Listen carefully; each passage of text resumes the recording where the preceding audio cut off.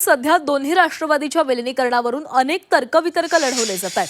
मात्र विलिनीकरणाच्या मुद्द्यावर प्रत्यक्षात काय झालं होतं याची इनसाइड स्टोरी राष्ट्रवादीच्या एका बड्या नेत्यानं सांगितली आहे. 2024 मध्ये नागपूर विधिमंडळ अधिवेशनामध्ये अजित पवारांनी जयंत पाटलांना सर्वात आधी एक छोटी चिठ्ठी पाठवलेली होती.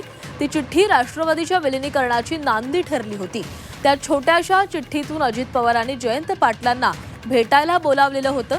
त्यानंतर नागपूर अधिवेशन काळातच विलिनीकरणाबाबत गुप्त बैठका झाल्याचं राष्ट्रवादीच्या बड्या नेत्याने सांगितलंय.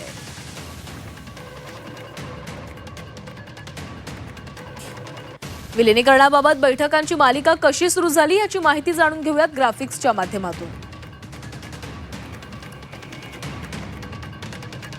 2024 ला नागपूर अधिवेशनात दादांची चिठ्ठी आली.